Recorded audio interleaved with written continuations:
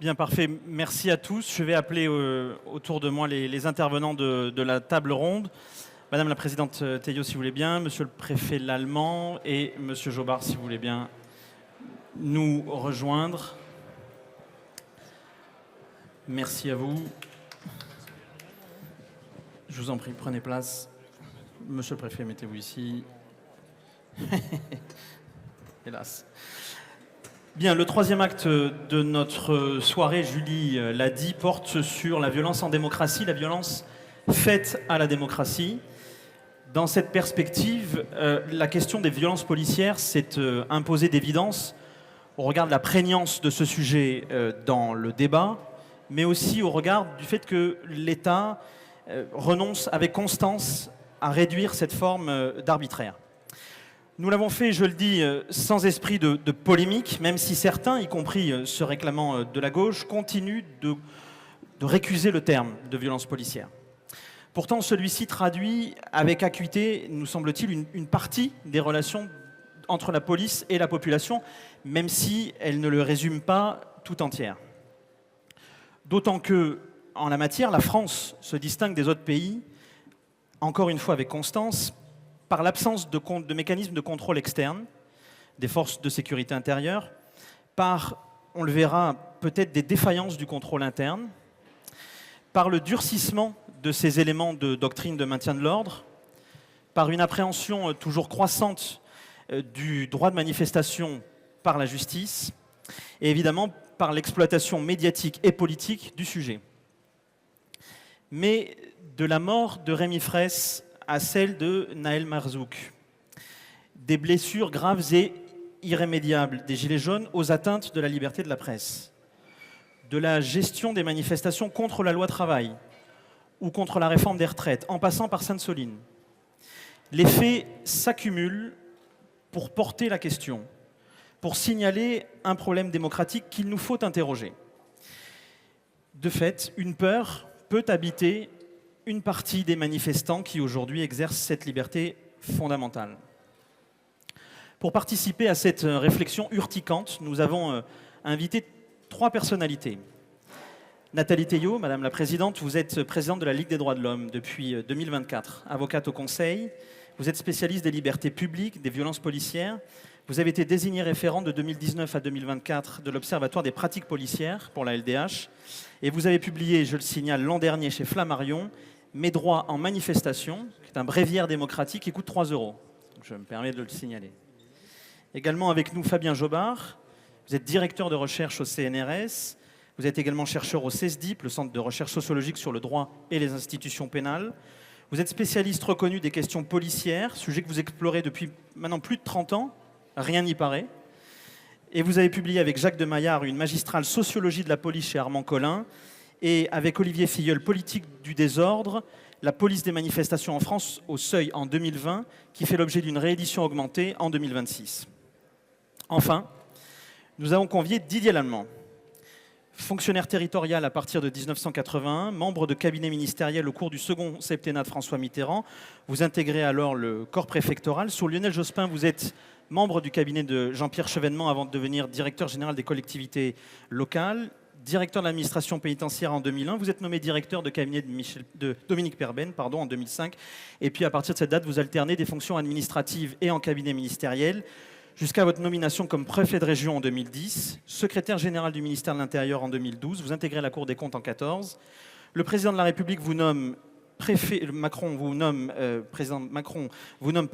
Nouvelle-Aquitaine, où vous vous distinguez déjà par un maintien de l'ordre qui peut être offensif, nous viendrons le qualifier. Et face aux difficultés parisiennes au moment des Gilets jaunes, le président de la République vous nomme préfet de police en mars 2019. Vous exercez cette fonction jusqu'en juillet 2022, nous y reviendrons. Vous êtes ensuite secrétaire général à la mer. J'ai bientôt fini, rassurez-vous, puisque c'était jusqu'en 2024. Et vous avez publié, puisque nous évoquons l'ensemble des ouvrages de nos invités, avec Jean-Jérôme Bertolus, L'ordre nécessaire, l'ex-préfet de police sort du silence, chez Robert Laffont, en 2022. Monsieur le préfet, je le dis devant une assistance qui a visiblement déserté les terrasses pour revenir, vous avez immédiatement accepté une invitation qui ne coulait pas de source. Tant vous avez peut-être volontairement personnifié une certaine gestion du maintien de l'ordre. qui fait l'objet d'une intense réprobation. Les réseaux sociaux s'en sont émus dans la journée d'aujourd'hui. Vous avez également personnifié, peut-être parfois à votre corps défendant, une antagonisation des relations entre la police et la population. On se souvient de certaines expressions qui sont passées à la postérité. Face aux incompréhensions du fait de votre venue, il faut préciser que c'est la première fois, sauf erreur de ma part, que vous allez être confronté à des personnalités qui ont soit méthodiquement discuté, critiqué votre action, je pense notamment à la Ligue des droits de l'homme, soit à des personnalités qui l'ont méthodiquement étudié, je dirais même cliniquement étudié. Je parle de Fabien Jobin. Je le dis, le débat démocratique se nourrit de l'échange de tous les camps, pour reprendre une de vos expressions passées à la postérité. Il ne s'agit ni de vous offrir un écrin, ni d'orchestrer un procès. Ce procès, il aura lieu, je le signale, aujourd'hui, la Cour européenne des droits de l'homme vient d'accepter les requêtes sur le maintien de l'ordre en France en 2020. Et par ailleurs, certains pourront le dire peut-être après, plusieurs plaintes ont été formulées contre l'État et contre vous à titre de votre carrière préfectorale à Paris.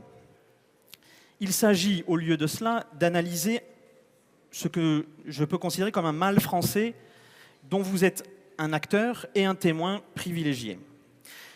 Car sans chercher à vous disculper, ni même à réduire votre équation personnelle, vous n'avez pas créé la doctrine du maintien de l'ordre à la française. La logique criminelle, anticriminelle, parfois aveugle, a enterré la police de proximité et la logique qui l'accompagnait sous Nicolas Sarkozy. La Bravem que vous avez créée a succédé au DARD de votre immédiat prédécesseur. Le recours à des unités dédiées à la criminalité, employées en maintien de l'ordre, procède d'une surmobilisation récurrente des forces de sécurité intérieure, des forces de sécurité mobiles, depuis plusieurs années. L'appréhension judiciaire du droit de manifester a été introduite de manière symptomatique par la loi Estrosi de 2010 et prolongée par les différents cadres juridiques après 2012. La militarisation de l'équipement de nos forces de sécurité intérieure prend une ampleur inégalée avec la vague terroriste de 2015. Enfin, la stratégie nationale de maintien de l'ordre a été rédigée par vos autorités de fonction à l'époque, en 2019, vous n'en êtes pas le rédacteur. De fait, et c'est là tout l'enjeu de ce débat, il existe bel et bien une politique publique du maintien de l'ordre. Une politique publique trop souvent sans être interrogée. Elle est vouée aux gémonies, défendue aveuglément, mais elle n'est pas interrogée. Trop peu de gouvernements le font parce que finalement la fin justifie les moyens. Au demeurant, monsieur le préfet, vous avez incarné une réponse médiatique, sans doute la plus saillante, à un gouvernement débordé par les gilets jaunes, accusé d'inefficacité. Vous avez appliqué les annonces que le Premier ministre avait réalisées avant même votre nomination, obligé de venir suppléer un ministre de l'Intérieur décrié, voire moqué. Vous avez appliqué une politique décidée en haut lieu, avec zèle et méthode, peut-être avec une personnalisation, nous y reviendrons, mais je veux le signaler, vous n'avez jamais été désavoué sur votre gestion des Gilets jaunes par le pouvoir. Le président de la République vous a témoigné jusqu'à votre départ de sa confiance maintenue. De fait, il s'agit bien d'une politique publique endossée par des gouvernements. En tout cas, pour la partie qui aujourd'hui est la plus âpre du débat, depuis 2017.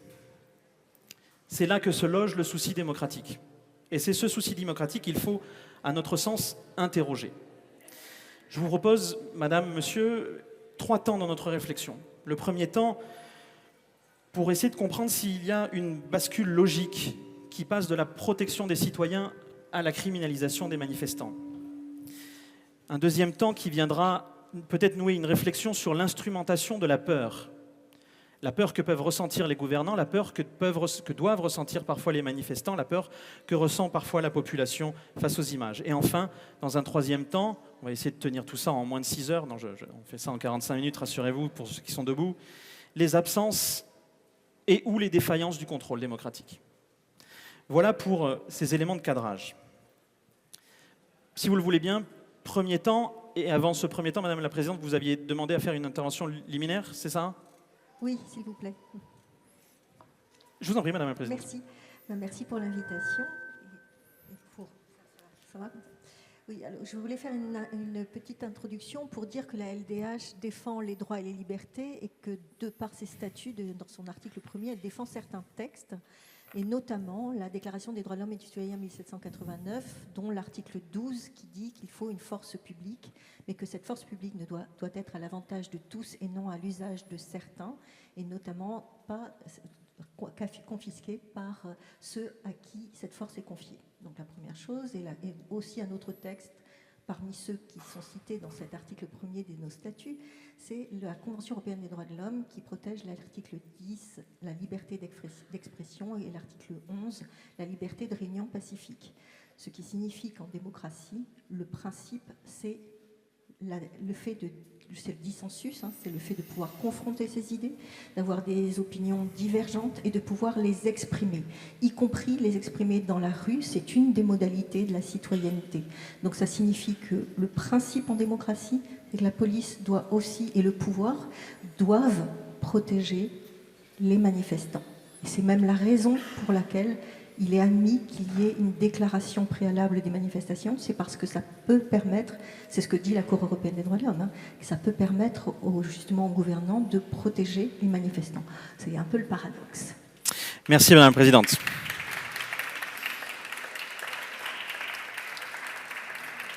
Premier temps, si vous le voulez bien, donc cette interrogation sur la bascule d'une logique de protection à ce que d'aucuns considère comme une logique de criminalisation des manifestants. Fabien Jobard, si vous le voulez bien, première question. Vous avez posé le principe avec certains de vos collègues d'une brutalisation du maintien de l'ordre. Est-ce que vous pourriez en évoquer les éléments constitutifs? Et je souhaiterais que Didier Allemand puisse nous donner son appréciation de ce que vous aurez pu évoquer comme éléments constitutifs. Merci à vous. Merci pour cette introduction et cette présentation. Alors en effet, avec Olivier Filiol, avec lequel je travaille, vous l'avez rappelé, depuis 30 ans sur les questions de maintien de l'ordre, puisque mes premiers entretiens dataient de l'été 1995 à la préfecture de police sur ces questions. Nous avons évoqué la brutalisation du maintien de l'ordre en France depuis le milieu des années 2010. Et cette brutalisation, elle tient à divers facteurs qui sont je dirais, hétérogènes les uns des autres. Le premier facteur, c'est celui, vous l'avez évoqué, de l'équipement et de l'armement. Les forces françaises de maintien de l'ordre, les forces françaises, on appelle ça maintien de l'ordre en France, dans les pays étrangers, on appellerait plutôt cette activité policière police des foules ou police de la protestation, sont équipées d'outils que l'on ne voit pas dans la régulation des manifestations ou des rassemblements sur la voie publique dans les pays étrangers. L'un de ces outils symptomatiques est le lanceur de balles de défense qui a été utilisé en Espagne, qui a été utilisé en Angleterre et qui, après réflexion des professionnels du maintien de l'ordre, a été retiré. Il a été retiré à Madrid après les manifestations sur la grande occupation de la grande place de Madrid. Il n'a pas été employé, contre la volonté d'ailleurs du Premier ministre de l'époque, lors des émeutes de août 2011 à Londres. La France est un pays qui a employé, peut-être faudrait-il employer d'ailleurs le passé ici, mais qui emploie toujours dans ces opérations de police des rassemblements des armes mutilantes. Et bien sûr, il faudrait évoquer avec ces lanceurs de balles de défense, les diverses grenades et surtout les divers lanceurs de grenades, les engins de propulsion qui permettent de tirer des munitions à plus de 300 km/h à la sortie des canons. On ne voit pas ça dans les pays étrangers. La deuxième dimension de cette brutalisation, c'est ce que vous avez évoqué également avec la notion de criminalisation, c'est-à-dire, en gros, quand je faisais mes entretiens à la fin des années 90 avec les responsables du maintien de l'ordre, l'impératif, c'était la gestion des foules. Aujourd'hui, l'impératif est devenu le déferrement des personnes. Et gérer des foules ou bien rechercher l'interpellation, c'est un basculement en termes de technique policière. Ça expose les foules à des dangers considérables. Le premier est celui de la panique. Ça expose bien sûr les individus à des interventions violentes, et puis ça expose aussi les policiers qui peuvent être qui peuvent être pris à partie. Alors pourquoi brutalisation d'ailleurs parce que ces réflexions sur faut-il lancer les policiers, interpeller quelqu'un au milieu de la foule, ou bien faut-il plutôt gérer les masses à distance, c'est une réflexion que le préfet Lépine, un de vos prédécesseurs, à peu près 120 ans avant vous, avait déjà eu. Pour refuser précisément, disait-il, la technique qu'on appelait à l'époque de louvoyante, qui consistait à interpeller au cœur des foules pour ramener à la justice. Donc, équipement matériel, équipement mutilant, armes offensives, criminalisation, c'est-à-dire juridicisation du maintien de l'ordre. Et puis, dernier point, il faut le souligner, parce que la police, les manifestants, ne sont pas comme à Roland-Garros, ils ne sont pas tous les deux seuls joueurs sur le terrain. Il y a le politique également.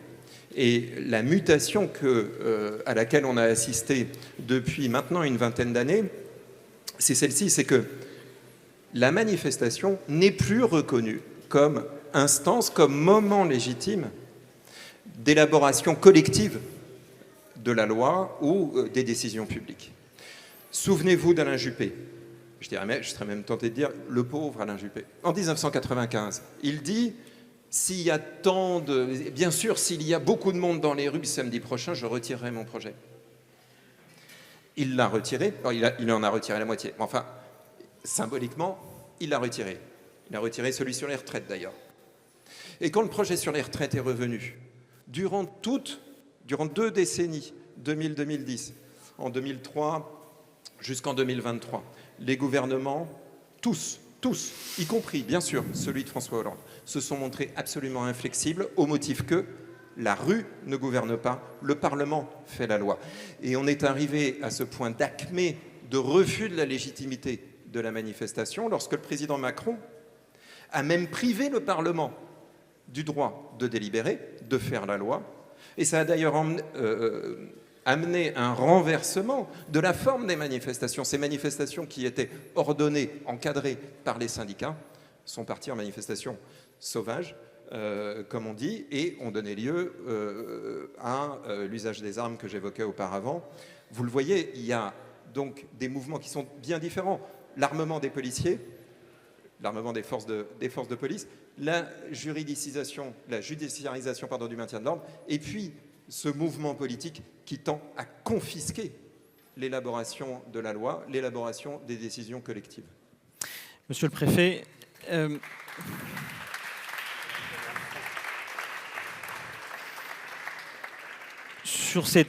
d'abord, sur la notion de brutalisation et sur les 3 critères qui y participent, la question de l'armement des forces de sécurité intérieure et forces mobiles, la question de la judiciarisation et la question de la délégitimation de la manifestation comme lieu de décision. Est-ce que vous réprouvez l'ensemble de ces critères? Est-ce que vous partagez l'idée d'une brutalisation? Et quels sont vos points sur ce sujet? Bon, d'abord un petit préalable. Je vous reconnais un certain courage de m'avoir invité. C'est bien. Je comprends pourquoi vous m'avez invité. D'ailleurs, vous avez pris quelques précautions puisque vous m'opposez, au sens propre du terme, à 2 personnes qui sont sur des thèses strictement opposées aux miennes. C'est normal, ça fait partie du jeu et je l'accepte bien volontiers. J'ai noté d'ailleurs avec un certain amusement que ceux qui protestaient contre ma présence ici étaient à 50% ceux qui demandaient ma démission lorsque j'étais préfet de police, c'est-à-dire M. Mélenchon. C'est vrai que je suis un peu surpris, il manque Mme Le Pen. En principe, ils allaient ensemble en la matière. Alors, pour vous répondre plus sérieusement, bien sûr, je m'inscris en faux par rapport à ce qui a été dit sur l'armement, à une exception près, le LBD. Le reste, l'armement est assez standard en matière de casque, masque à gaz, gilet, bouclier, par rapport à tout ce qui se fait dans les polices européennes et une grande partie des polices mondiales. Vous avez raison, nous avons une spécificité sur le LBD. C'est pour ça que le schéma national du maintien de l'ordre, dont vous avez dit que je n'y étais pour rien, c'est pas très gentil, il a été fait très largement après mon arrivée, et j'estime y avoir un petit peu contribué, est justement une stratégie de maintien de l'ordre qui va au contact. Parce que quand on va au contact, on évite le plus possible les blessures. Ce qui est extrêmement risqué en matière de maintien de l'ordre, c'est la distance, l'utilisation du LBD. D'ailleurs, vous n'avez noté que dans les récents événements, je ne sais pas comment les qualifier, à la suite d'une finale de foot, les opposants utilisaient des mortiers d'artifice, 50 mètres de portée, très largement supérieurs au LBD, même un peu plus quelquefois, vous avez raison, ça peut aller jusqu'à 70-80 mètres. Donc, ça, c'est extrêmement dangereux. D'ailleurs, ça l'a été pour les policiers. Il y a des policiers gravement blessés. Je ne parle pas de l'utilisation des bombes agricoles. Donc vous ne partagez pas le terme d'armes mutilantes, notamment pour le LBD? Je dis, à part l'exception du LBD qui me pose un problème et que nous avons contourné, si j'ose dire, parce qu'il faut l'utiliser en dernier recours, par le contact. Je pense que la stratégie du maintien de l'ordre, si on doit la résumer, la nouvelle, c'est un contact plus étroit avec les manifestants. Alors, ensuite, le deuxième point... Déferment, la judiciarisation accrue du droit de manifester. C'est extraordinaire de reprocher aux policiers, aux gendarmes, la judiciarisation. Mais qui s'exprime à longueur de temps sur le nombre d'interpellés? Je suis d'accord avec vous. Hein, c'est le nouveau critère. Mais étant les ministres socialistes de droite, si tu caractérises la réussite d'une manifestation, c'est le nombre d'interpellés. Mais croyez-moi, pour les forces de police et de gendarmerie, c'est la croix et la bannière, la judiciarisation. Parce qu'il faut non seulement interpeller la personne, mais il faut qu'il y ait le PJ qui aille bien pour avoir la démonstration que c'est bien celui-là. Si les Black Blocs se mettent en noir, à votre avis, pour tous se ressembler, c'est bien parce que c'est une stratégie de contournement de la judiciarisation. Et elle réussit en ce sens que, dès lors qu'on défère et qu'on présente ces gens-là devant les magistrats, du moins les gens interpellés, bien évidemment, la plupart du temps, ils s'en tirent. Donc, le procès au laxisme de la justice. Mais moi, je renvoie aux politiques sur la judiciarisation. Croyez-moi, les premiers qui seraient les plus satisfaits de son absence seraient les forces de sécurité intérieure. Votre troisième point, excusez-moi, je ne sais pas de même... Légitimation de la manifestation comme lieu de décision et, la logique confrontationnelle, quasi l'anathémisation de l'adversaire, les camps, les opposants, je reprends le terme que vous venez d'utiliser. Cette logique confrontationnelle, dans une manifestation, il y a des manifestants, il n'y a pas des opposants nécessairement. Écoutez, moi je suis venu ici pour une bonne raison. Je suis venu ici pour vous rappeler le souvenir d'un parti socialiste où il n'y avait pas de discussion autour de l'impératif républicain du maintien de l'ordre. François Mitterrand en était le premier secrétaire. Alors vous allez me dire, il était ministre de l'Intérieur en 1955. Mais les Gaston Defferre, les Pierre Jox, les Quilles, allez, je rajoute Vaillant, je ne mets pas Chevènement puisqu'il était ministre de l'Intérieur quand il avait déjà quitté le Parti socialiste, mais franchement, il n'y avait pas de discussion. Je n'aurais pas la cruauté de vous rappeler un certain nombre d'autres ministres de l'Intérieur antérieurs à cette période. Je parle de socialistes et en particulier de Jules Mogue. Mais enfin, les choses étaient claires. La contestation, elle a lieu d'être dans une limite très simple. Dès lors qu'il y a casse, destruction et volonté de prise du palais d'hiver, parce que cette rhétorique, elle existe, quand les Gilets jaunes veulent marcher sur l'Élysée, ce n'est pas pour aller boire un coup avec le président Macron, c'est tout simplement pour mettre à bas le système républicain. Rappelez-vous ce que disait le discours de Victor Hugo tout à l'heure. Le peuple, le gouvernement du peuple, pour le peuple, par le peuple. Et c'est ça qui légitime la République. Et tout autre mode de contestation visant à prendre le pouvoir par la rue est un poussé de la subversion, et ça doit être combattu comme tel. Maintenant, la manifestation, elle doit s'épanouir. Mais regardons la décrépitude du mouvement ouvrier. Regardons la décrépitude du mouvement syndical, incapable d'assurer leur propre sécurité.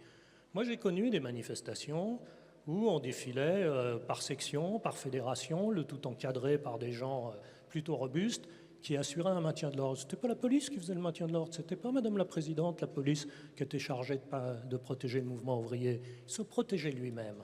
Et il y a toujours eu la tentation, effectivement, de certains, de casser ces dispositifs, mais croyez-moi, ce ne sont pas les policiers et les gendarmes.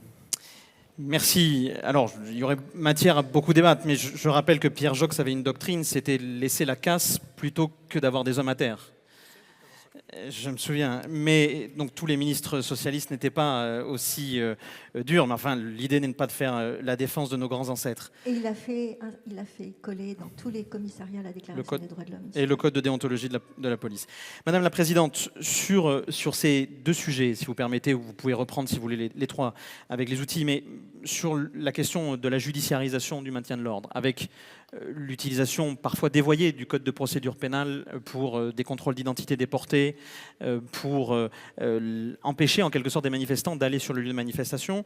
Est-ce que c'est un sujet pour vous de préoccupation sur la question de la délégitimation et éventuellement sur les outils blessés? Je rappelle qu'il y a près de 150 personnes qui ont été mutilées à l'époque des Gilets jaunes. Donc sur ces points-là, est-ce que vous avez des éléments de rebond?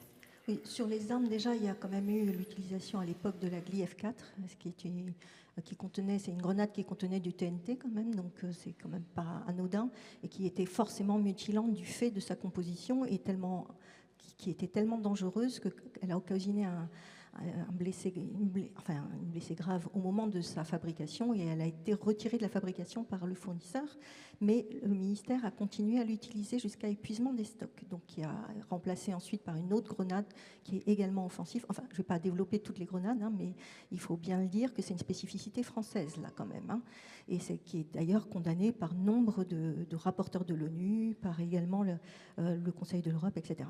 Bref.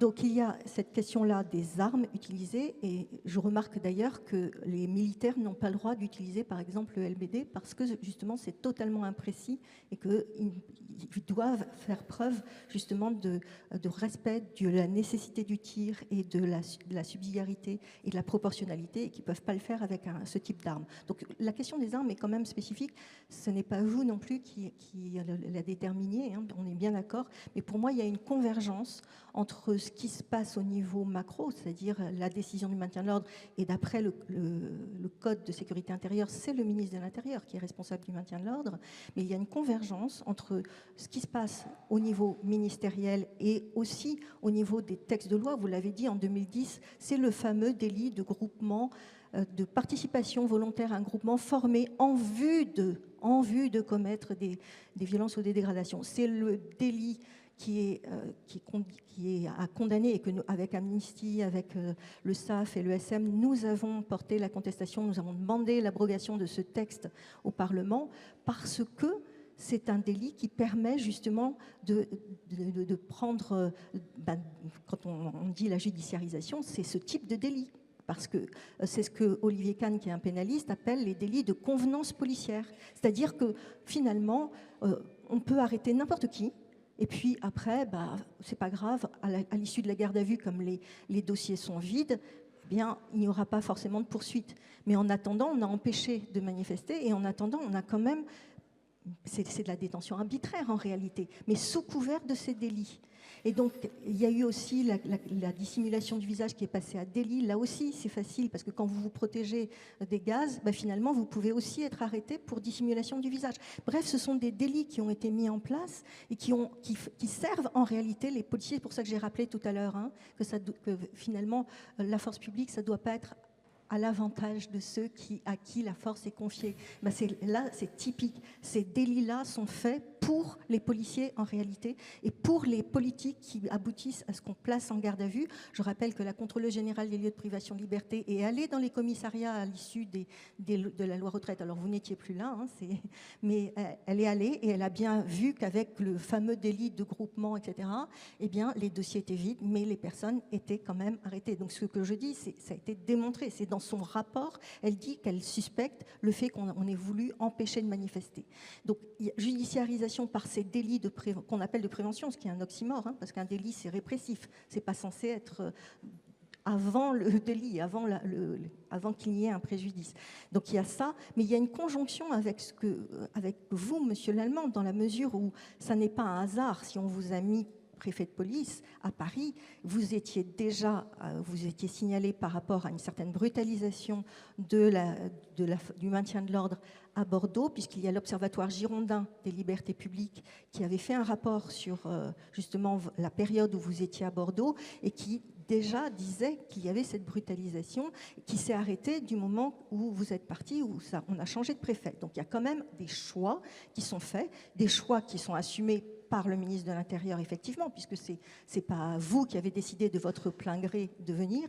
Il n'empêche que ce sont des choix, comme le choix de la Bravem, qui est un choix, ce sont les anciens voltigeurs, hein, et donc on sait déjà que ce sont des unités qui étaient violentes, qui se sont montrées, qui se sont avérées particulièrement violentes, et quand en plus des ordres sont donnés qui disent « impactez-les » à propos des manifestants, eh bien on sait par avance qu'il va y avoir des blessés graves, et évidemment pas forcément vis-à-vis de personnes qui sont en train de commettre des violences, mais peut-être vis-à-vis de tout un chacun. Donc ça, ce sont des choix, de même que le choix de faire beaucoup de flangardage, de NAS, y compris de façon légale, puisque nous avons, lorsque ça a été mis dans le schéma du maintien de l'ordre, nous avons attaqué, et la première version a été annulée. Donc, comme ça a été fait avant même qu'il y ait le schéma du maintien de l'ordre, en fait, il n'y avait pas de fondement légal. Monsieur le préfet,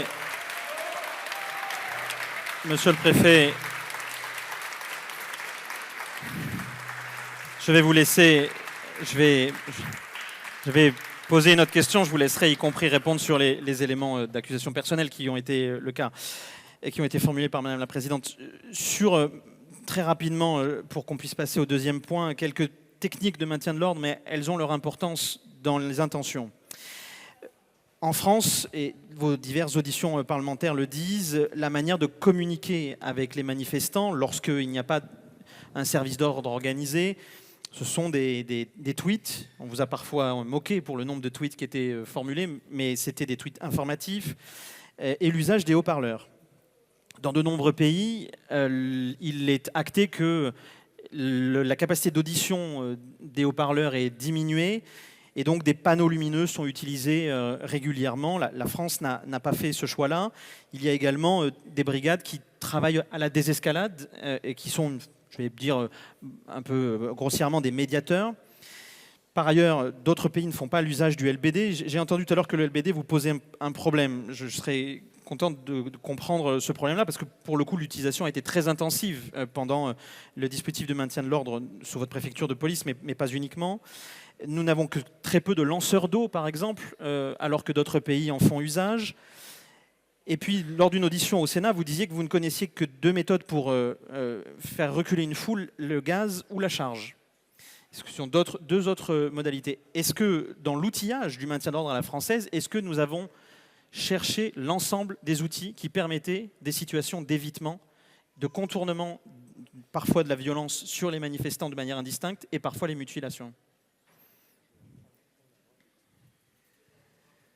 Bon, les braves mecs ne sont pas des voltigeurs, hein, pour une différence assez facile à comprendre.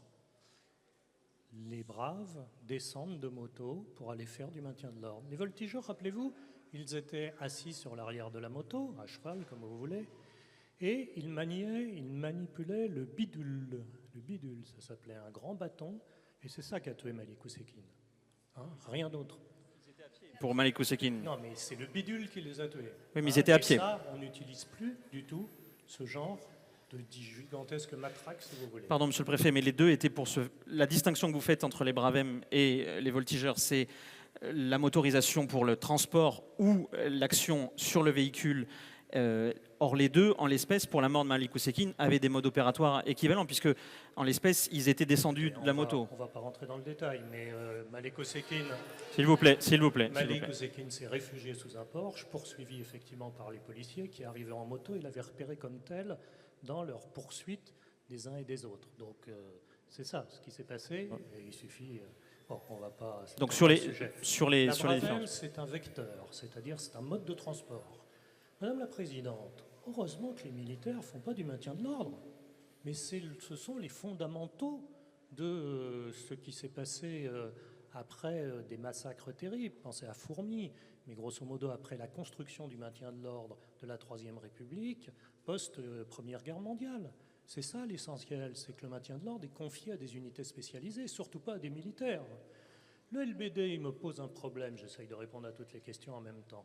Dès lors que la balle de plastique sort à 10 mètres par seconde du canon, ça veut dire que quand vous tirez à 30 mètres, la personne visée a 3 secondes. Et qu'un LBD, ça a une autre caractéristique, ça fait beaucoup de bruit. Ce n'est pas le bruit d'un fusil, d'une balle de fusil, mais ça fait un gros boom. Donc forcément, quand vous entendez un gros boom, 90% des gens, vous rentrez la tête dans les épaules. C'est un réflexe naturel. C'est ça qui me pose problème dans l'utilisation. Mais ce n'est pas un sujet éthique, c'est un sujet tactique. Non, mais c'était pour préciser votre... Une arme qui, même avec une visée précise, peut engendrer une blessure qui n'était pas souhaitée, est une arme qui me pose problème. Voilà, je suis extrêmement clair. Quant à ma réputation sur la brutalisation, vous faites, Madame la Présidente, le relais de toute une série de choses qui sont racontées sur les médias, dont d'ailleurs vous avez été victime ce soir. Vous avez invité le grand Satan. Arrêtez de personnaliser. Bon, enfin, moi, ça ne me gêne pas particulièrement. Et effectivement, je suis prêt à réaffirmer, cher président de séance, que je ne suis pas dans le même camp d'un certain nombre de gens qui cassent, qui détruisent et qui veulent abaisser, voire anéantir la République. Quand j'ai dit ça, je l'ai dit à quel propos ? Le monument aux morts de la place d'Italie, le monument aux morts de l'armée d'Afrique, c'est-à-dire qui était composé essentiellement d'Arabes et de Noirs. Je le dis parce que mon oncle y était, et il est resté à Monte Cassino. Eh bien, les Gilets jaunes ont cassé les soubassements de ce monument pour en faire des projectiles. Alors oui, je ne suis pas dans le même camp que ces gens-là. Alors, pardon, monsieur le préfet. Avant de repasser la parole à Madame Théot, sur la question du fait que la France n'épuise pas la capacité d'imitation d'autres pays qui ont des résultats moins violents en maintien de l'ordre. Canon lanceur d'eau, panneaux lumineux, brigade de désescalade. Ce sont des choix qui sont connus des forces de sécurité intérieure qui auraient pu être faits. Et vous avez une vision un peu irénique de ce qui se passe à l'étranger. Très franchement, fréquenter un certain nombre d'autres manifestations, là où nous avons une petite difficulté, c'est effectivement la décrépitude du mode d'organisation des manifestations. Dès lors que vous n'avez pas d'organisateurs qui assument leurs responsabilités, dès lors qu'ils n'ont pas de service d'ordre, dès lors que leur stratégie consiste à partir en cortège sauvage pour justement ne pas respecter les engagements qu'ils ont pris, vous comprenez bien que la philosophie même de la manifestation, que vous ne retrouvez pas dans un certain nombre d'autres pays, parce que c'est le comportement des manifestants que vous ne retrouvez pas dans d'autres pays. Et sur les sommets du G20, sur les sommets du G20 dans d'autres pays, sur les sommets du G20 dans d'autres pays, par exemple en Allemagne, en Italie, au Royaume-Uni, on avait exactement des groupes qui n'étaient pas de service d'ordre et qui ont fait l'objet d'un maintien de l'ordre très différent, notamment sur la question de l'enquête. Des groupes en Angleterre ont été constitués pour avoir des enquêtes jusqu'à 2 ans après les faits pour repérer les auteurs. Donc ce sont vraiment 2 méthodes très différentes, sans vision irénique. On a 2 groupes qui font l'objet des mêmes désorganisations ou même organisations parallèles avec 2 maintiens de l'ordre radicalement différents. Donc on peut parfois s'inspirer d'exemples étrangers. Non, mais je ne dis pas qu'il n'y a pas des choses intéressantes à l'étranger. Je dis simplement qu'il y a une différence dans les pratiques des manifestants et donc dans les pratiques du maintien de l'ordre. Vous savez, le maintien de l'ordre, c'est une réponse à une manifestation. Lorsqu'il y a la nécessité d'une expression de la violence publique, c'est parce qu'il y a eu une dérive du côté des manifestants dans leur agressivité. Il n'y a pas de policiers qui attaquent les manifestants. Je sais que ça va vous faire hurler, alors surtout ne vous gênez pas. Il n'y a pas de policiers qui attaquent les manifestants. Alors, Madame la Présidente et Olivier Faure, et c'est mon employeur, je suis obligé d'y souscrire avec plaisir, m'a demandé la parole. Madame la Présidente. Alors, déjà sur le fait qu'il y ait... vous avez dit que c'est comme si je prenais qu'il fallait qu'il y ait l'armée. Évidemment, non, c'est pas ce que je dis. Je dis juste que même l'armée qui est en contexte de guerre ne peut pas utiliser ce type d'arme. C'est quand même intéressant de se dire ça. Alors, simplement, je voulais préciser que vous parliez de la manifestation Place d'Italie pour pouvoir justifier le fait que vous soyez dans un camp, ce qui est très choquant pour moi de la part d'un préfet, parce que l'État est censé être impartial déjà. Donc, je suis assez choquée de dire qu'on trie entre les citoyens, finalement. Donc ça, c'est une première remarque. S'il vous plaît.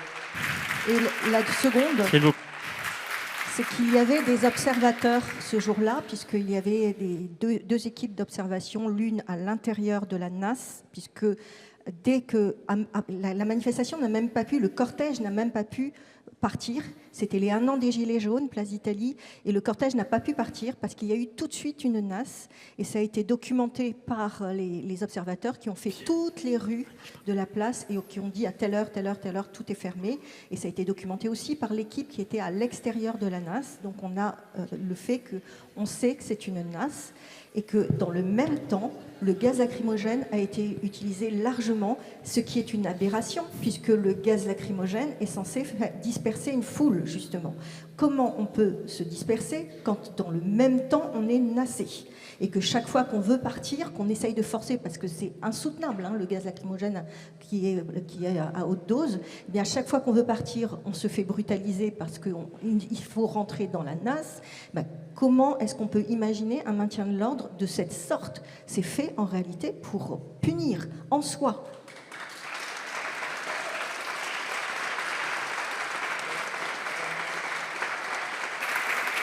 Chers amis, Monsieur le Premier Secrétaire, notre 4e intervenant en mystère. Non, mais quelques instants seulement, parce que j'étais très étonné de vous écouter, sans remords ni regret, mais en même temps, vous venez de dire qu'il n'y a aucune intentionnalité de la part des forces de l'ordre, ou en tout cas de celles et ceux qui les commandent, et qu'ils seraient, au fond, simplement là pour réprimer des mouvements qui seraient eux-mêmes violents, et donc la violence policière répondrait à une violence qui lui préexisterait. Donc je voulais vous interroger simplement sur Sainte-Soline. Sainte-Soline, il n'y a rien à défendre. Nous sommes là, dans la plaine, il y a un trou au milieu de la pampa et des gens qui viennent manifester. Sans doute y a-t-il des gens qui viennent pour en découdre.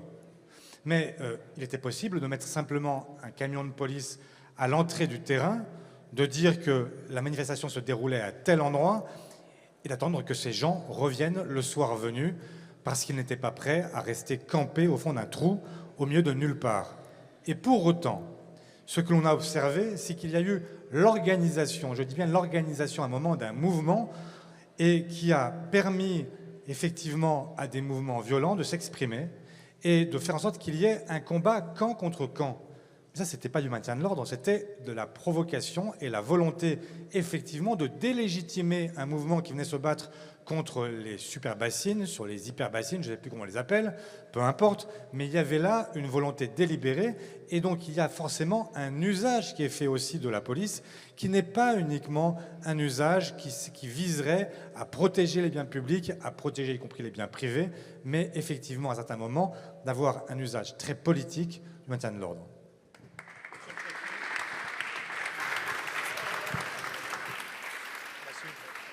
Monsieur le préfet, donc je rappelle pour les plus jeunes dans l'assistance que vous n'étiez pas préfet en charge de Sainte-Soline, donc c'est l'expert du maintien de l'ordre qu'on interroge, et je serai preneur aussi de l'avis de Fabien Jobard sur le sujet.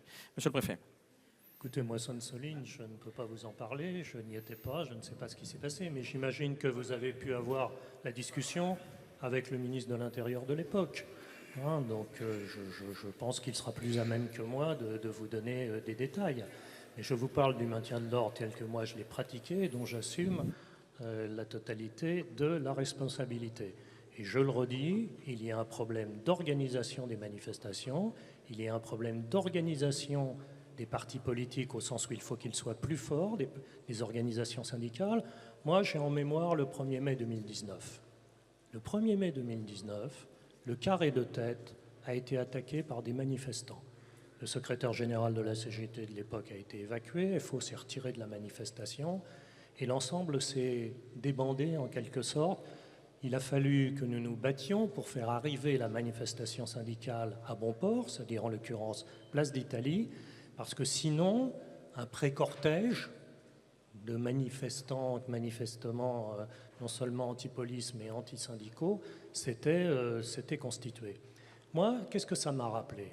Ça m'a rappelé mes séances de formation au Parti socialiste. Vous savez, l'idéologie allemande, 44-45, le manifeste du Parti communiste, 1845-46, le lumpenprolétariat. Oui, il y a une masse qui a pour objectif de casser les luttes, de casser les revendications, et qui n'est pas celle du bon camp, qui est celle de la destruction, manipulée par les uns et par les autres, Mais tout cela existe encore. Hein, et Karl Marx et Friedrich Engels n'avaient pas complètement tort. Là, sur l'aspect... c'est pas la formation du Parti socialiste. Karl Marx et Friedrich Engels. Vraiment, Je peux dire sur que, Sainte-Soline. En revenir à cette lecture-là du lumpenprolétariat, c'est... enfin, les historiens ont absolument dégommé cette vision du lumpenprolétariat, qui est une fiction effectivement de Marx et Engels en 1848 pour consolider leur contrôle sur l'organisation naissante du Parti communiste, mais c'est ce qui nous promet des... alors je comprends mieux pourquoi vous invoquiez le général Gallifet dans une réponse à un journaliste. Ça illustre votre rapport au désordre, ça illustre votre rapport à la foule protestataire. Alors, oui, bah, d'abord sur le lumpenprolétariat, et puis ensuite Sainte-Soline. La Cour européenne des droits de l'homme, elle a forgé la notion de désordre acceptable. Alors, il n'est sans doute pas acceptable d'agresser des policiers avec des bombes agricoles. Mais ce désordre acceptable, c'est effectivement, comme ça vient d'être dit, le fait de pouvoir laisser donner du temps à l'expression de mécontentement, quand bien même cette expression de mécontentement passe par l'occupation de terrain. La grande hantise des préfets aujourd'hui, c'est l'occupation du moindre centimètre carré du territoire national, d'un rond-point à une méga bassine. Laisser occuper des terrains, y compris laisser des habitats provisoires être érigés, des revendications portées, c'est au moins construire l'espace, la possibilité d'un dialogue. Mais dès lors qu'on voit ces gens-là désorganisés, non organisés, une sorte de plèbe qu'on qualifierait dans les termes du 19e siècle de lumpenprolétariat déboulé, bah oui, effectivement, à ce moment-là, on ne peut que penser par l'instrument de la force répressive. Je pense que là, il y a un conflit de normes très profond entre cette vision du désordre et des porteurs de désordre. Il y a des forces sociales qui sont effectivement qui s'expriment par le désordre ici, et c'est ce qu'il faut envisager comme expression. Et ce qui est porté aujourd'hui par la notion de désordre acceptable. Sur Sainte-Soline, écoutez, Sainte-Soline, c'est effectivement la précipitation, l'intolérance absolue à l'occupation, ne serait-ce que provisoire, un jour, 2 jours, une semaine, 1 mois, 2 mois, 1 an, dans une plaine dans les Deux-Sèvres, l'intolérance absolue à la moindre forme d'occupation, à la moindre forme de désordre, et l'emploi de la force. Je vais vous citer de mémoire un entretien que je faisais avec le commissaire du 8e arrondissement, je peux dire lequel c'était désormais, en 1995. Il nous disait, vous savez, le maintien de l'ordre, c'est pas très compliqué. Vous avez des manifestants qui refusent de se disperser. Alors là, on peut sortir le code pénal, hein, attroupement, paf, et on sonne la charge et on embarque tout le monde. Mais lui, il disait, écoutez, c'est très simple, hein, on fait sortir les hommes, à l'époque avec des hommes, on fait sortir les hommes du camion, au sifflet, ils tapent 3 fois sur le bouclier et 1/3 de ceux qui refusaient de se disperser sont déjà partis. Et puis alors avec les 2 autres tiers, on fait ce qu'on appelle aujourd'hui un bond offensif. On mime une charge, ça fait peur, et le 2e tiers part. Et ce qu'il me disait, c'est que pour que le 3e tiers parte, on attend qu'il pleuve. Et ça a totalement disparu de la conception des choses de nos responsables politiques, et vous venez vraiment de l'illustrer magistralement. Je ne regrette pas m'asseoir, et je vous le dis d'emblée. Et cette intolérance au désordre, cette intolérance cette impatience, elle a évidemment quelque chose à faire avec un 4e acteur, hein, que je dis juste d'un mot, mais c'est que ces actions, les actions que vous commandez, les actions auxquelles les contestataires se livrent, elles sont sous le feu des chaînes d'information en continu. Et ça a totalement changé le rapport à l'action des dirigeants politiques, parce qu'en France, le maintien de l'ordre est politique, il n'est pas exclusivement policier, et ça amène cette impatience, ça amène cette intolérance au désordre. Il est temps que le politique reprenne l'ascendant sur les chaînes d'information en continu et dise oui, on peut tolérer de la casse. S'il vous plaît.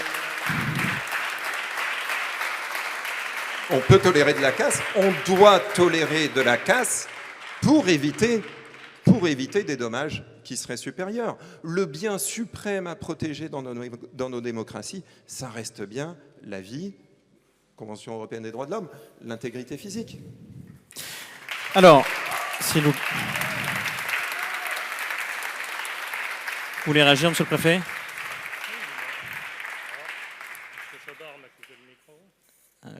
C'est de la censure des universitaires. Hop. Monsieur Jobard m'avait coupé le micro, mais je comprends qu'il soit ébranlé par cette affaire de lumpenprolétariat. Parce qu'effectivement, ça ne rentre pas dans vos cadres et dans votre projection et votre analyse politique. Mais moi, je crois aux fondamentaux historiques en la matière. Là où je suis d'accord avec vous, c'est que la judiciarisation est un poids d'organisation pour les policiers et les gendarmes. Et qu'il faut prendre les choses comme telles. Ça n'est pas, très franchement, en matière de maintien de l'ordre, quelque chose qui est facile à faire. Ça immobilise des forces, ça oblige à déplacer, à transférer vers les commissariats et de rédiger du procès verbal, bref. Tout ça pour dire que là où je suis encore plus d'accord avec vous, c'est la vie humaine. Pendant les Gilets jaunes, à Paris, il n'y a pas eu de mort. Vous pouvez me faire tous les reproches que vous voulez, Madame la Présidente. En mai 68, il y a eu 2 morts à Paris. Le critère, c'est la vie humaine. Il y a eu des blessés, et on peut le regretter de chaque côté, tant des policiers et des gendarmes que des manifestants. Mais il n'y a pas une mort. Il y a une maîtrise du maintien de l'ordre à la française qui est très largement supérieure, enfin qui existe tout simplement, et qui ne correspond pas à la vision que vous en donnez dans vos interventions, Monsieur Jobard. Madame... Chacun fait le procès de tous. Évitons les procès croisés. J'ai été très ambitieux sur le programme. On va essayer de tenir les délais par avance. Toutes mes excuses auprès des intervenants ultérieurs. Très rapidement, pour boucler notre interrogation. Sur la question de la peur. Monsieur le préfet, vous évoquez finalement une logique de camp contre camp, avec quelque sorte 2 ordres moraux qui s'opposent. Et vous justifiez vos actions, celles du gouvernement qui était votre autorité de tutelle, par un ordre moral qui serait supérieur, dans une antagonisation. Et Madame la Présidente, vous répliquez que l'État, notamment ses serviteurs, doivent être neutres. La question, c'est cette peur qu'on a pu voir émerger au moment des Gilets jaunes, mais qui existait déjà avec la vague terroriste. Cette peur a-t-elle été la cause d'une fuite en avant en termes de maintien de l'ordre, de violence policière ? Est-il vrai que même lors d'une réunion, le ministre Castaner a envisagé, si des manifestants franchissaient un certain périmètre, de tirer à balles réelles sur des militants, des manifestants qui se seraient approchés de l'Élysée? Cette peur-là, radicale, est-ce que c'est ce qui a saisi le gouvernement, qui a donné lieu à une pratique qui aujourd'hui fait l'objet, des années après, d'une si large réprobation? Est-ce que vous étiez guidé par la peur? Est-ce que vos autorités étaient guidées par la peur? Non, mais je crois qu'il faut laisser aussi la parole aux autres intervenants. Mais je compte bien leur donner la parole. Il n'y a pas un ordre moral contre un autre. Préfet. Il y a la République. Et la République, c'est au-dessus de toute contingence. Le gouvernement du peuple, par le peuple, pour le peuple. Ce n'est pas une opposition entre des ordres moraux ou des conceptions du monde qui s'affronteraient. Ça s'appelle la démocratie. C'est ce qui fait la spécificité de notre héritage des Lumières. Donc je ne vois pas du tout comment vous organisez votre raisonnement en la matière. La peur, puisque c'est ça votre question. Bien sûr que les gouvernements ont peur quand il y a des émeutes à proximité des lieux de pouvoir. Jusqu'au tir à balles réelles? Mais ça, je ne sais pas d'où vient cette invention, mais il est clair que si les enceintes des palais nationaux étaient débordées, vous avez au sein de ces palais nationaux, ça peut concerner d'ailleurs aussi l'Assemblée nationale et le Sénat, quand je dis palais nationaux, vous avez une garde républicaine qui est chargée de protéger les instances représentatives et leurs représentants. Et je pense que si elles étaient contraintes, oui, elles seraient obligées d'ouvrir le feu. Mais l'ouverture du feu n'est pas un principe de manifestation puisqu'on a démilitarisé le maintien de l'ordre. On parle d'armes, mais enfin, d'où sommes-nous partis? On est parti du chasse-peau. Et ça, effectivement, c'est particulièrement dangereux de tirer dans le tas. Et la spécificité française, c'est d'avoir construit un maintien de l'ordre spécifique. Bon, un peu aux autres de parler, quand même. Rassurez-vous, Monsieur le Président, Monsieur le Préfet, je vais présider. Non, président de séance. J'ai moins d'ambition pour vous, Monsieur le Préfet. Madame la Présidente, sur la peur. Dans divers documents de la LDH, on voit la dénonciation d'une volonté de faire peur aux manifestants, avec une étude sur la tenue des bravem, le port de la cagoule, parfois l'absence du Rio, la manière de pénétrer dans les manifestations. Est-ce que vous avez vu apparaître dans le maintien de l'ordre récemment cette logique d'instiller la peur aux manifestants pour les dissuader de manifester ou pour les assagir, mais plutôt pour les dissuader de manifester? Il va venir le micro. Il est long, mais il arrive. Allez-y. Monsieur Jobard, est-ce que vous pouvez donner la parole à la présidente? Je passe mon micro à tout le monde. C'est le rôle de l'université, monsieur le président. Oui, déjà en décrédibilisant le simple fait de manifester, justement en considérant qu'un manifestant est par avance un casseur, en le criminalisant par avance, en disant il va y avoir de la casse, il va y avoir des violences, déjà en soi, c'est une façon de faire peur à ceux qui veulent venir en famille. Enfin, je rappelle que les 1er mai avant, on venait en famille et que c'était une façon d'apprendre aussi les manifestations et que le maintien de l'ordre à la française dont vous parlez, il a quand même changé ces dernières années, que c'est plus le même, précisément parce qu'on va au contact et précisément parce qu'on va impacter et que ça c'est dangereux et que ça fait monter la colère aussi de ceux qui manifestent et que c'est là aussi où ça justifie finalement le fait qu'il y ait de plus en plus de rapports de force et de déconsidération, de perte de confiance dans la police, puisqu'il y a cette façon d'interagir. Je voudrais dire, par exemple, vous avez cité le 1er mai 2019 en disant c'est la faute des manifestants. Il se trouve que c'était ma première observation, parce que j'ai été sur le terrain, j'étais observatrice, c'était ma première observation, et comme c'était ma première, je me suis dit, je vais me mettre au niveau du cortège de tête, là où il y avait Philippe Martinez, parce que je me suis dit que là, a priori, je risquais moins. Et grand mal m'en a pris, puisque nous avons tout subi. Le canon à eau, le gaz lacrymogène, voilà.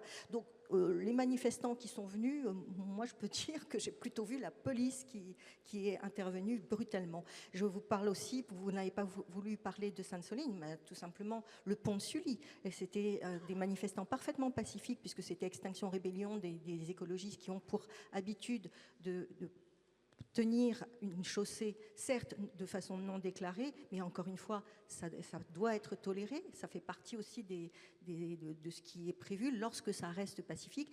Et on a vu, en l'occurrence, il y avait une observation, on a vu gazer à bout portant sur les visages. Les images ont fait le tour de la Terre tellement c'était choquant. Il a été dit après, et ça aussi c'est de la désinformation, il a été dit après, mais c'est parce qu'on leur a demandé de partir, on a laissé un certain temps, ils ne sont pas partis. Or nous, en observation, on a vu que ça a été immédiat. Il n'y a même pas eu. Alors la peur, elle vient de là aussi. Quand on utilise ce type d'arme, parce que le gaz c'est déjà une forme d'arme, quand on utilise cela de façon récurrente et vraiment de façon massive, et lorsqu'on utilise des armes mutilantes, et lorsqu'il y a en plus, moi j'appelle ça de l'organisation de l'impunité de la police, quand on ne fait pas porter le RIO, à telle enseigne qu'à la LDH avec la 4 France est allée devant le Conseil d'État pour demander à ce qu'il y ait le port du RIO effectif, parce qu'il n'est pas porté, et que ce soit beaucoup plus large. Nous avons gagné 3 ans après, nous avons gagné en octobre 2023. 3 ans après, ça n'est toujours pas exécuté. Nous sommes allés en exécution, nous avons encore gagné, et ça n'est toujours pas porté. Et nous faisions des observations, justement. Ça, c'était aussi de votre responsabilité de rappeler et d'imposer qu'il y ait le port du RIO, voire de prévoir des sanctions. Il y a 0 sanction, alors que ce n'est pas porté. Ça s'appelle de l'organisation de l'impunité. Lorsqu'on admet aussi que les policiers soient cagoulés alors qu'ils n'ont pas le droit de se dissimuler le visage. Donc il y a quand même un respect de la légalité à géométrie variable. Sur dernier point, dernière partie, je vais demander une question courte aux 3 interlocuteurs, enfin une question courte, une réponse courte, pardon. Sur la question de l'absence ou des défaillances du contrôle. Fabien Jobard, lorsque nous échangions en amont de cet entretien, je vous ai cité le modèle belge qui, le même jour où il créait le comité de suivi des services de renseignement, créait le comité de suivi de la police. Y a-t-il aujourd'hui le besoin c'est presque une question oratoire, d'un contrôle externe de la police qui ne soit pas un contrôle a posteriori, mais un contrôle qui accompagne l'action des forces policières. C'est-à-dire, on voit des contrôles, le défenseur des droits, lorsqu'il est saisi. Il n'y a donc pas d'autorité administrative indépendante qui pourrait guider une réflexion sur la proportionnalité, l'usage des armes, les pratiques policières. Une courte réponse sur ce sujet-là. Pardon, le sujet est lourd, mais qu'en pensez-vous ? L'essentiel, c'est moins de disposer d'institutions de contrôle internes, externes, etc., que de respecter les décisions que ces institutions prennent déjà. À commencer, bien sûr, par les décisions portées par le Conseil de l'Europe et ses diverses institutions, dont la Cour européenne des droits de l'homme. Vous avez parlé tout à l'heure de la situation des prisons en France. La Cour européenne des droits de l'homme prend des arrêts de principe régulier sur l'état des prisons en France. La surpopulation carcérale ne cesse de progresser. Et c'est mon collègue Jean-Claude Monod qui le rappelait tout à l'heure de manière tout à fait pertinente. Les observations formulées par la haute commissaire aux droits de l'homme du Conseil de l'Europe se sont vues opposer un mur de silence par les gouvernements au moment où, juste après les mobilisations des Gilets jaunes, les observations... Mais ne paraissent-elles pas trop extérieures justement à notre système ? Ne faudrait-il pas ainsi... Vous demandiez tout à l'heure des institutions extérieures. Donc, non, ce sont des institutions aussi, qui sont formées d'observateurs effectivement étrangers et donc qui ne sont pas partis aux observations menées. On pourra reprocher à la Ligue des droits de l'homme d'être partisane. Est-ce qu'on va faire le même reproche à la haute commissaire aux droits de l'homme? Alors si on reproche à la haute commissaire aux droits de l'homme d'être trop extérieure, on va se tourner vers la Ligue des droits de l'homme. Mais la Ligue des droits de l'homme, lorsqu'elle a formulé ses observations sur le dispositif, et même antérieurement à la manifestation Sainte-Soline, elle s'est vue opposer une sorte d'expression de la raison d'État par les responsables politiques de l'époque, février 2023, si je me souviens bien, selon lesquels, en gros, elle n'avait rien à dire. Donc, si vous voulez, moi, je ne suis pas pour le raffinement des institutions existantes, leur multiplication, savoir s'il faut plus de policiers ou plus de non-policiers dans l'IGPN, etc.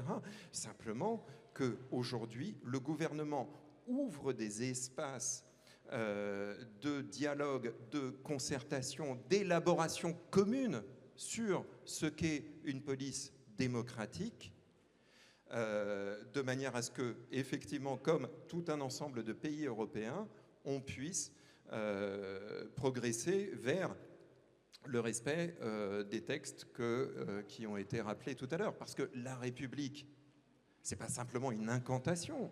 La République, c'est quand même l'article 15 des droits de l'homme et du citoyen. Nous sommes, chacun de nous ici, fondés à demander des comptes à notre administration et aux agents publics. C'est ça, la République de 1789.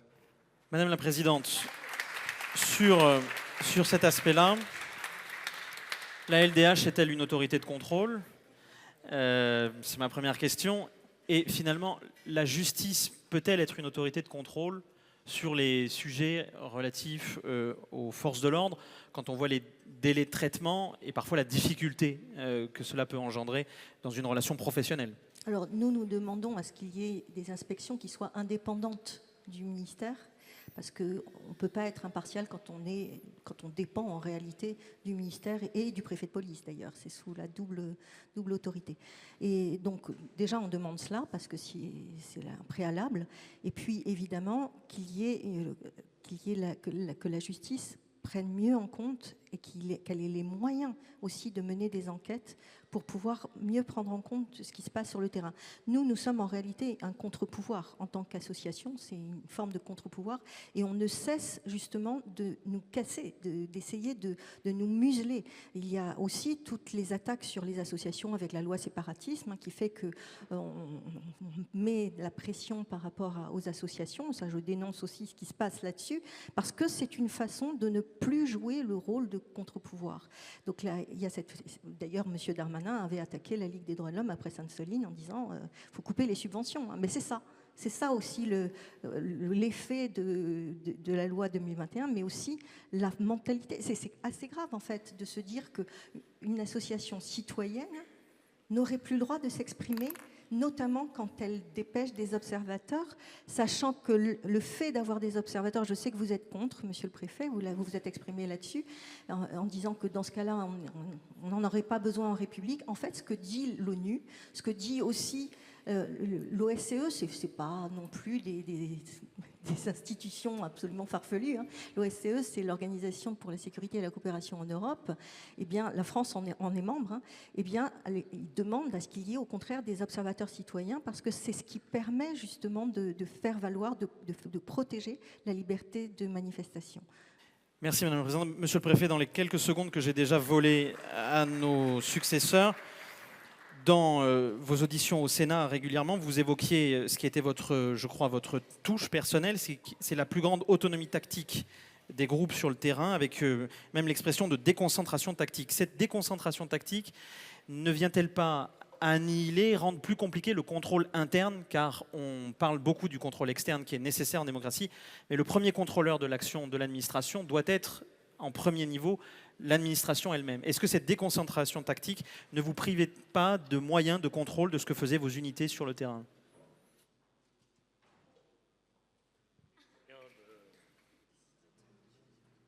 Je devrais me méfier quand on me passe le micro. Franchement, des moyens de contrôle de l'ensemble du dispositif, vous en avez tous un dans votre poche, hein, qui largement publie dans tous les sens, ce qui permet d'ailleurs dans les enquêtes judiciaires d'arriver à reconstituer un certain nombre d'éléments de façon très précise. Bon, moi, je veux bien qu'on en rajoute hein, au plan supérieur dans tous les sens, si ça vous rassure, pourquoi pas. Ça ne changera pas la réalité des choses. Nous sommes dans un pays complètement contrôlé et dans lequel le niveau d'information s'exprime de façon brute. Parce que là où je suis aussi d'accord, c'est qu'avec les réseaux et les chaînes d'infos, il y a quelque chose qui a changé dans ce pays et pas seulement pour la police. Alors après, la tolérance qu'on doit avoir vis-à-vis de cette marge de désordre qu'on doit tolérer. Mais ça, c'est un débat politique. Demander à nos concitoyens s'ils ont envie qu'on casse, s'ils ont envie qu'on détruise, s'ils ont envie que tout ça se fasse dans la plus parfaite impunité. Répondez à cette question et vous aurez le résultat des élections.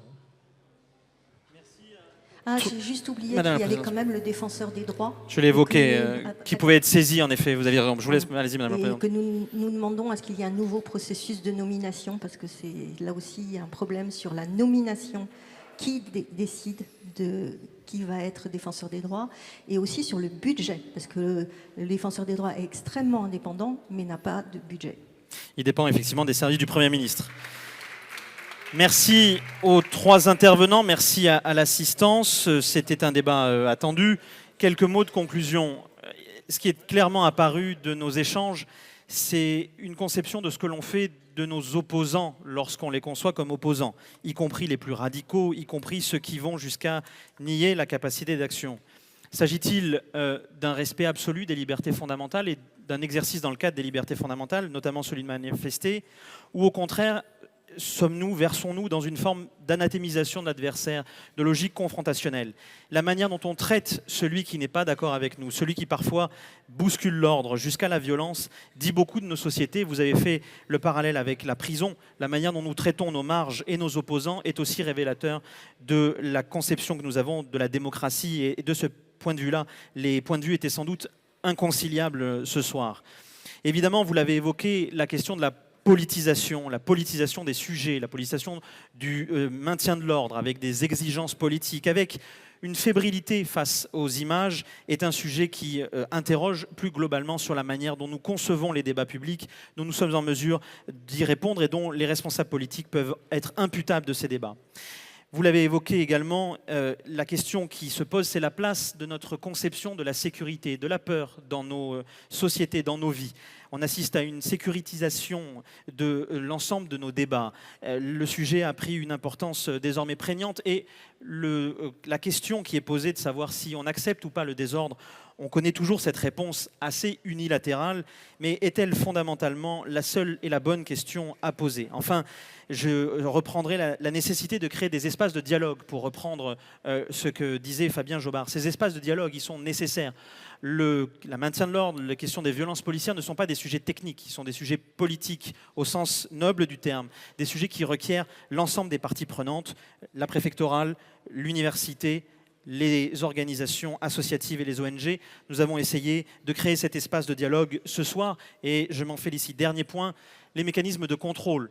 Chacun des intervenants a évoqué les modalités de ce contrôle. On voit bien qu'il reste à perfectionner. Nous avons certes un contrôle citoyen, immédiat, médiatique, parfois tronqué, parfois exacerbé. Se pose la question d'un contrôle régulier, du contrôle des institutions sur les institutions. Et c'est sans doute la maturité de notre état de droit qu'il faut interroger, la capacité de cet état de droit à être en progression permanente.